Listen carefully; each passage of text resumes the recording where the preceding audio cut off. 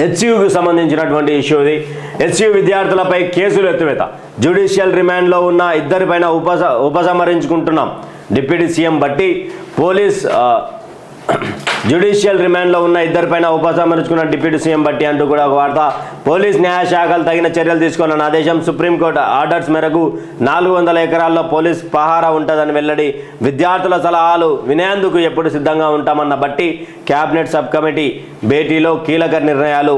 HCU ఉపాధ్యాయ సంఘం పౌర సంఘాల ప్రతినిధులతో మంత్రుల చర్చలు. హాజరు కాని స్టూడెంట్ జేఏసీ అంటూ కూడా ఒక వార్తను తీసుకొని వచ్చారు.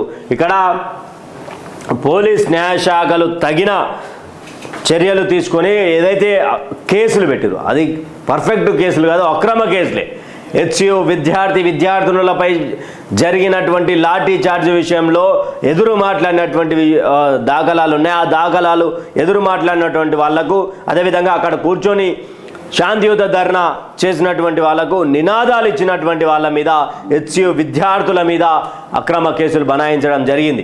ఆ అక్రమ కేసులు బనాయించినటువంటి పరిస్థితుల్లో ఇప్పుడు కాంగ్రెస్ పార్టీ వెనుకకి తగ్గము, మేమేందో చూపిస్తాము అన్నట్టు బుల్డేజర్ రాజ్యంలాగా అక్కడ 400 ఎకరాల్లో జింకలు అన్నీ కూడా కొంతమంది ఫేక్ అంటున్నారు, కొంతమంది నిజం అంటున్నారు. అక్కడ నిజానికి కూడా జంతు పరిరక్షణ చాలా ముఖ్యము, చాలా జంతువులు కూడా ఉంటాయని చెప్పేసి హెచ్సియు నాకు సంబంధించినటువంటి సోదరులు చెప్పడం జరిగింది. కానీ వీళ్ళేమో కాంగ్రెస్ పార్టీ వచ్చి ఏఐ చేసినటువంటి ఫేక్ వీడియో అంటున్నారు. ఏదైతేనే మొత్తానికి కాంగ్రెస్ పార్టీ అయితే వెనక్కి తగ్గింది. ఈ 400 ఎకరాల భూమి విషయంలో వెనక్కి తగ్గకపోతే రానున్నటువంటి ఎలక్షన్లలో కావచ్చు, ప్రజా వ్యతిరేక విషయంలో కావచ్చు, కాంగ్రెస్ పార్టీకి దెబ్బపడే అవకాశం ఉన్నది. గడ్డపారాలు దిగే సందర్భాలు కనిపిస్తున్నాయి. కాబట్టి హైకమాండ్ దీనిలో చొరవ తీసుకొని మీరు ఇలాంటి తప్పులు చేస్తే మరొక ఇది మన యొక్క రాష్ట్రంలోనే కాదు దేశవ్యాప్తంగా కూడా హైదరాబాద్ సెంట్రల్ యూనివర్సిటీకి సంబంధించినటువంటి నినాదాలు, మరీ ముఖ్యంగా నేషనల్ మీడియా కూడా హెచ్సియును కవర్ చేసినటువంటి దాఖలాలు కనిపిస్తాయి. ఇలాంటి పరిస్థితులలో మీనాక్షి నటరాజన్ గారు ఎవరైతే ఉన్నారో ఆ మీనాక్షి నటరాజన్ గారు చొరవ తీసుకొని ఇక్కడ ఉన్నటువంటి ముఖ్య నేతలతో మాట్లాడి, అయ్యా మీరు ఇలా చేస్తే దేశవ్యాప్తంగా కాంగ్రెస్ పార్టీకి దెబ్బపడే అవకాశం ఉన్నది, మీరు దయచేసి వెనక్కి తగ్గాలి, హైకమాండ్ ఇదే చెప్తుంది అని చెప్పేసి చెప్పడంతో కొంతమంది మీనాక్షి నటరాజన్ గారు కూడా అదేనా అదేంది అన్నట్టుగా మాట్లాడుతున్నటువంటి పరిస్థితులు కనిపిస్తున్నాయి. ఇలాంటి పరిస్థితులలో మరి ప్రభుత్వం అయితే వెనక్కి తగ్గింది. కానీ ప్రభుత్వానికి సంబంధించినటువంటి విషయంలో పెయిడ్ ఆర్టిస్టులు ఎవరైతే ఉన్నారో ఇన్ఫ్లుయెన్సర్లుగా చెప్పుకునేటువంటి కొంతమంది వాళ్ళ పరిస్థితి ఏంది?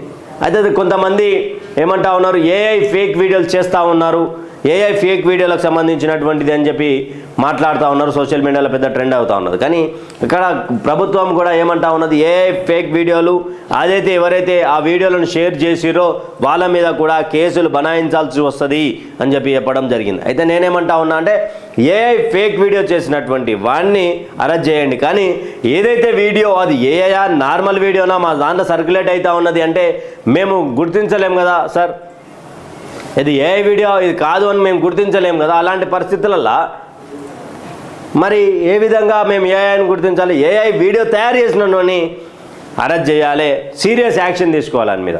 షేర్ చేసినటువంటి వాళ్ళు అంటే కామన్, కాకపోతే కొంతమంది ఉంటారు, అందరూ పగడబందీగా షేర్ చేయాలని, కానీ కొంతమంది బాధపడి నార్మల్గా షేర్ చేసేటటువంటి వాళ్ళు ఉంటారు. ఇలా ఉందిరా బాబు పరిస్థితి అని కావాల్సుకొని ఒక టీమును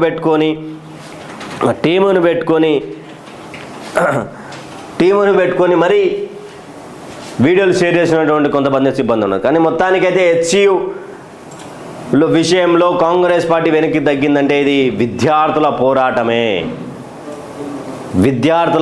పోరాటం మాత్రమే.